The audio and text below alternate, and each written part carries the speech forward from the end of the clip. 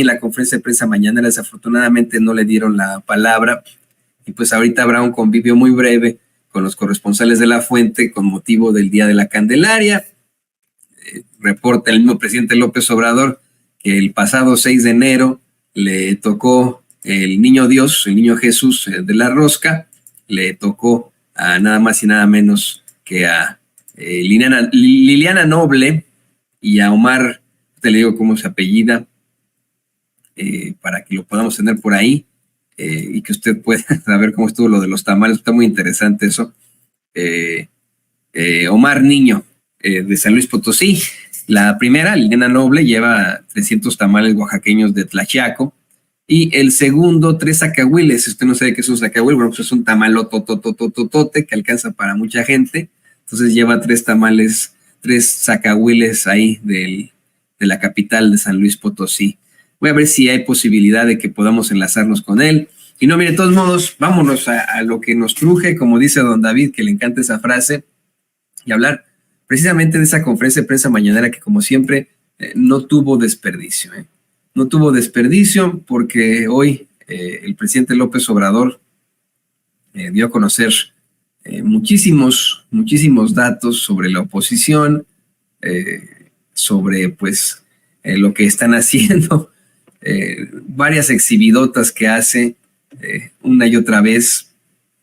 En primer lugar, mire, se burla de los fachos que en estos momentos están diciendo que gracias a él se enriqueció aún más el multimillonario Carlos Slim. Efectivamente, en este sexenio, después de la pandemia, yo lo atribuyo más a la pandemia que cualquier sexenio o gobierno. Después de la pandemia, Carlos Slim se convirtió una vez más en uno de los hombres más ricos sobre la faz de la tierra. Su fortuna supera los 100,000 millones de dólares. Ahorita se la va a poner don David ahí en nuestras pantallas. Pero evidentemente es algo que no tiene ningún tipo de... es incuantificable y es terrible eso que pasa. El presidente dice, bueno, dice que le da risa que lo acusen de también enriquecer a Slim. Dice que no olvidan que dinero llama dinero y que pues la verdad es que en este sexenio, mire, ya bajó, ya no son 100,000 millones. ¡Híjole! Perdió 400 millones de dólares. Imagínense lo que es perder 400 millones de dólares, ¿no? Bueno, pues ya, pero de todos modos, Rosa, no creo que ya se quedó pobre Carlos Slim, ¿eh? Rosa, una fortuna de aproximadamente 100,000 millones de dólares. Le decía, bueno, el presidente López Obrador destaca cómo es que no va a haber algún tipo de confrontación real o clara entre el pueblo de México, en su mayoría a favor de la transformación, y las esferas del poder, las élites, como ocurrió en otras transformaciones, en contra de esa ultraderecha, del conservadurismo, porque pues la mayoría de la gente está contenta. No solamente está la gente que apoya la cuarta transformación, sino pues ahí están los datos económicos que tienen muy contenta la gente, la disminución de la pobreza. A los empresarios les ha ido bien, más no a los traficantes de influencias que pues les quitaron sus prebendas y sus privilegios, pero en lo general a la gente le ha ido bien, es lo que plantea el presidente López Obrador, bueno, pues que la verdad es que a los empresarios, a los banqueros les ha ido bien, incluyendo ahí a Carlos Slim, que yo se lo digo honestamente, el ingeniero pues es muy inteligente, no por nada es uno de los hombres más ricos sobre la faz de la tierra, ¿no? Eso hay que decirlo con todas sus letras, señoras y señores. Eso es innegable. Es un hombre que, pues sí, evidentemente está rodeado de circunstancias muy cuestionables en la obtención de su riqueza, pero que no se trata de un junior, ¿eh? No crea que este señor como Ricardo Salinas Pliego, por ejemplo, ¿no? Que su familia tenía dinero, o el mismo Elon Musk, que pues es el junior de un desgraciado que tiene minas ahí en Sudáfrica. Imagínese usted, estos hijos de papi no obtuvieron su fortuna pues porque son hijos de papi. Slim es hijo de inmigrantes del Líbano, inmigrantes de clase media que tenía una tienda de telas. Él estudió en la UNAM, era taxista, ¿no?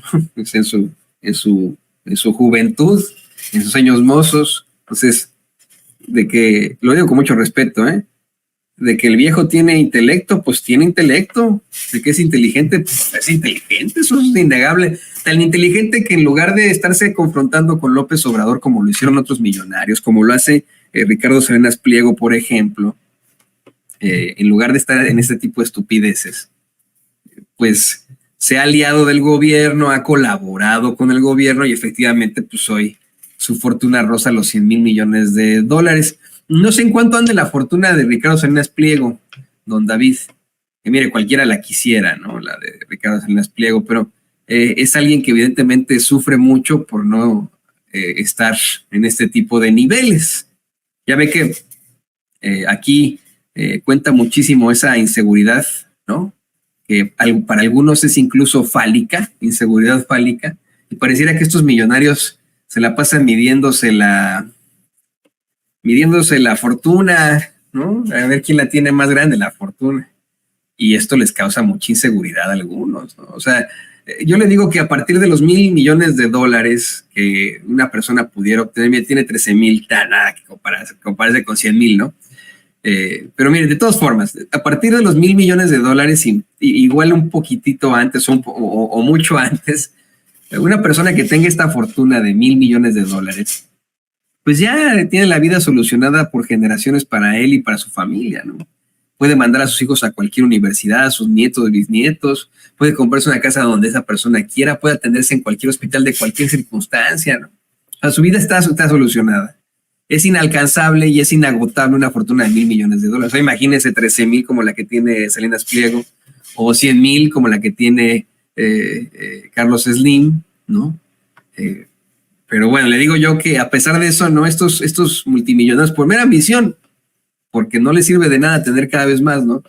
Por mera ambición, por andarse midiendo la fortuna constantemente, es que están intentando ahí pelear y discutir y esto evidentemente causa pues problemas de inseguridad en algunos de ellos que a pesar de tener, imagínense, 13,000 millones de dólares en su haber, no quieren pagar impuestos, quieren seguir ahí buscándole como sea, rascándole como sea para acercarse a alguien como Carlos Slim o como Elon Musk, ¿no? Imagínense. Lo que desconocen estos señores es que cuando llegan al infierno, pues van a llegar encuerados, ¿no? Cuando lleguen al infierno, no van a llevarse sus miles de millones de dólares consigo, no creo que van a ir ahí arrastrándolos en una bolsa, no, van a llegar encuerados al infierno. Así van a llegar al infierno, pero bueno, pues allá ellos síganse midiendo la fortuna, hagan lo que quieran.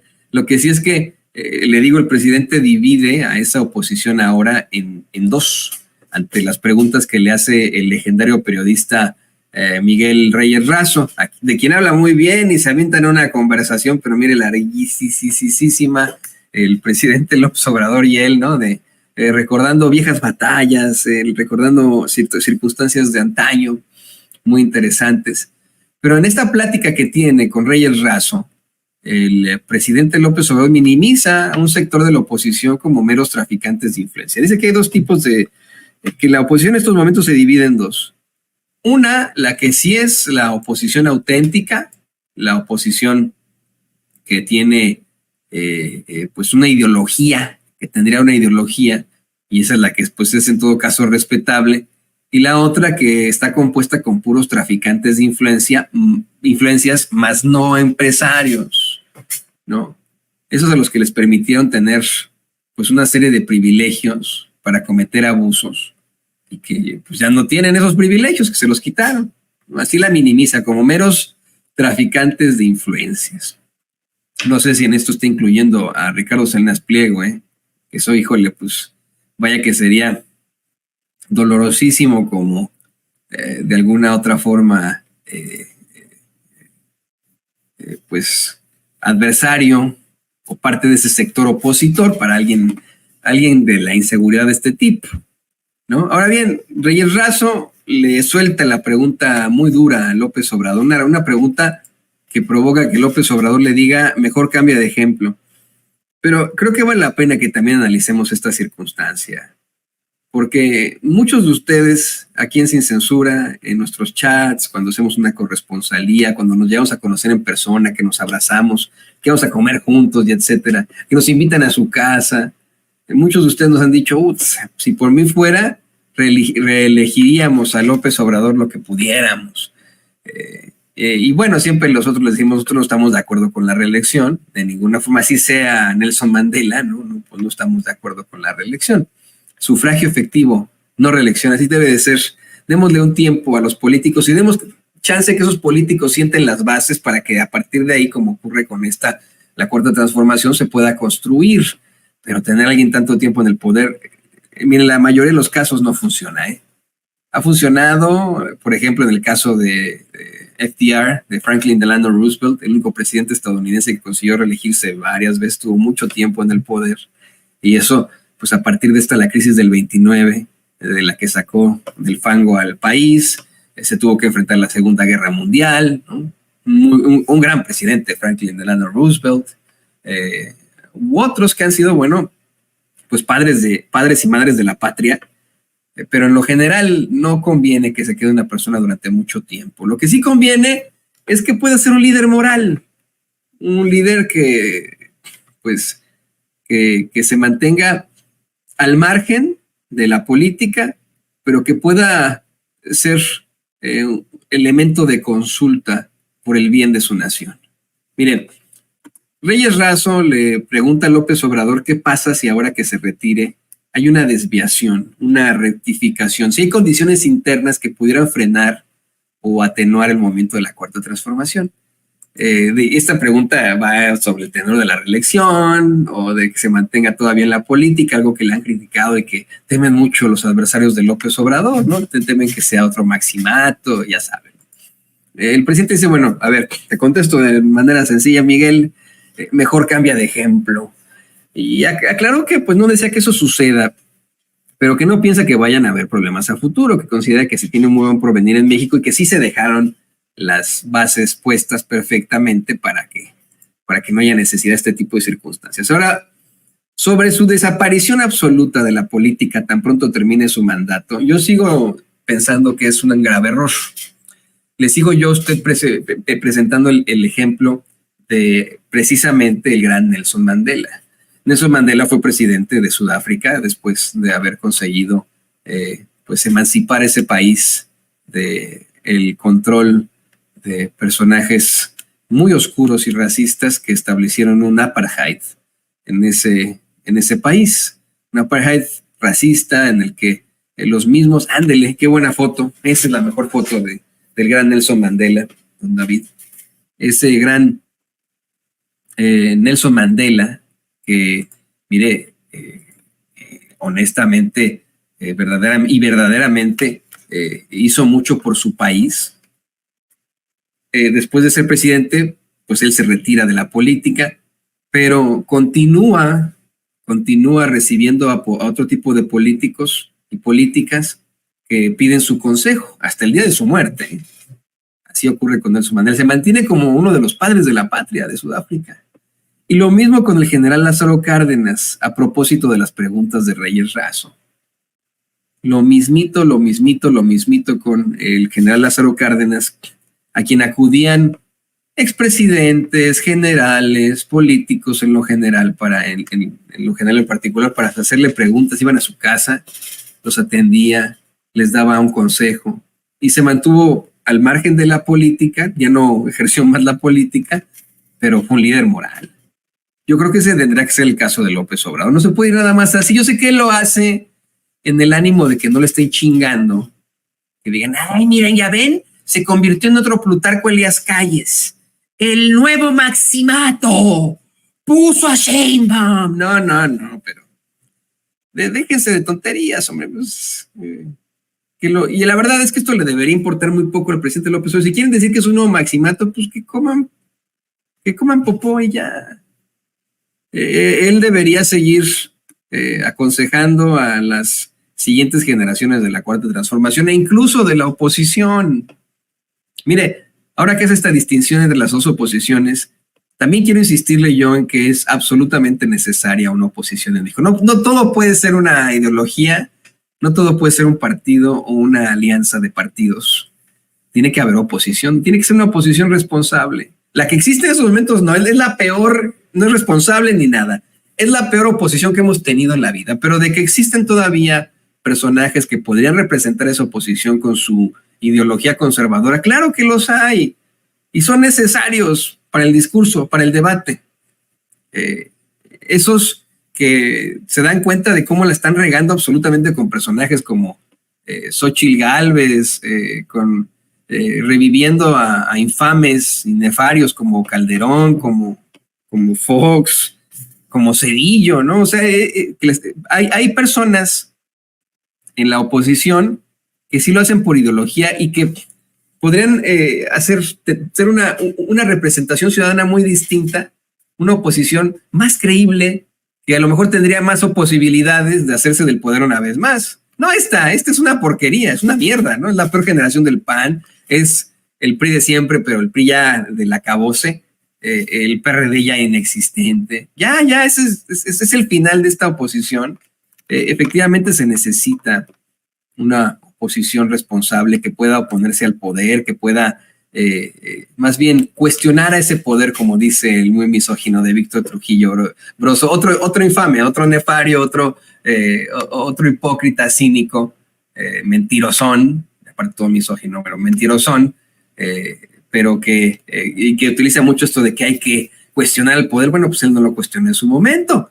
Ahí tendríamos que revisar cómo le iría a una oposición que sí cuestione, que sí esté pendiente y sobre todo, señoras y señores, lo más importante de todo, sea responsable, tenga una crítica constructiva y cuando haya circunstancias propositivas para el país, ahí sí pues actúe junto con otros partidos.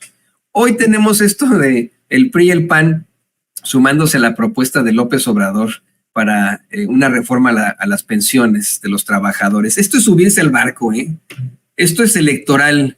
Esto de que el PAN y el PRI se suban a la reforma del presidente es porque saben que ya nos tienen hasta aquí con sus pendejadas. Que de verdad los despreciamos infinitamente por su desprecio hacia nosotros como pueblo. Pero a eso me refiero, a un poquitito darle vuelta a este tipo de circunstancias, a actuar en pro de México y no en pro de pues, los intereses de algunos o buscando que se frieguen a un político. Mire, a los conservadores les encanta decir que ellos también aman a México y que desde hace siglos han tenido una visión distinta del país, que los dos, tanto liberales como conservadores, aman al país, porque tiene una visión distinta. Este es un juicio de valor, un postulado que defendieron mucho durante el sexenio de Felipe Calderón, los personajes estos que tenía de historiadores, Rosas y Villalpando y todos ellos. No, es que veían al país, no es que fueran malos esos conservadores, es que veían al país de otra forma, llamaban a México de otra forma y ellos tenían su versión de lo que sería mejor para México. Yo estoy tan de acuerdo con algunas de estas circunstancias, puesto que esos conservadores son los que llevaron a México a un Maximiliano, que permitieron y se aliaron con un ejército francés que invadió México para tronar a un presidente legalmente y legal y legítimamente constituido, ¿no? O sea, esa sí es una diferencia. Pero de que hay conservadores que luego, miren, hasta se han pasado a Morena o se han pasado a los partidos de izquierda que vale la pena escuchar, pues claro que sí, hombre, claro que sí. No nos podemos quedar en las mismas deferencia. Pero mire, le digo, esto derivó en más exhibidotas a la oposición. El presidente dice que analizó cómo se portaron los medios en la precampaña y que analiza las menciones a las aspirantes y al aspirante. Y la respuesta es, se ve a leguas que sí tienen preferencia.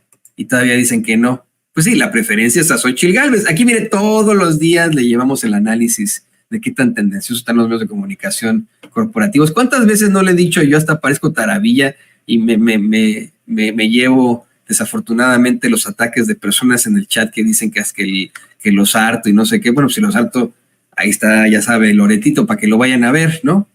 Pero bueno,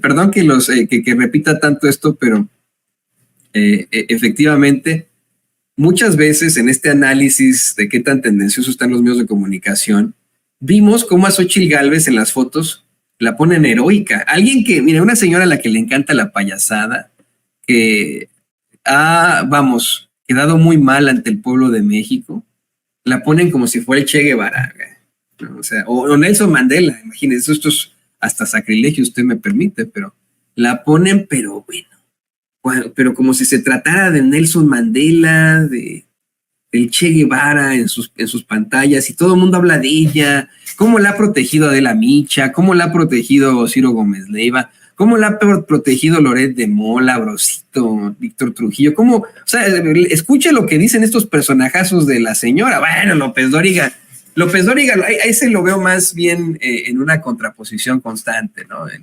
En el tratar de fingir que quiere ayudar a Xóchitl Gálvez, o sea, tratar de fingir que se trata de una buena candidata con tal de que puedan tronar a la Cuarta Transformación, pero desesperándose muy, muy cabrón por lo que están haciendo con alguien como Xóchitl Gálvez, lo que están haciendo en la oposición y hasta rompiendo papeles, ¿no? Ese es, pero el resto de los chayoteros que hoy detentan los principales nichos en el periodismo mexicano, se la pasan ensalzando a esta señora. ¿Qué hay que ensalzarle a esta señora? Nada, es una burla al pueblo de México que esta señora a la que le encanta la payasada, el ridículo, la quieran ensalzar como por algo que no es, ¿no? Y efectivamente la tendencia, vaya que se ve que tiene una preferencia ahí por ella. Así de sencillo. Pero bueno, esto fue muy, muy interesante durante la mañanera. Le digo, datos muy, muy fuertes.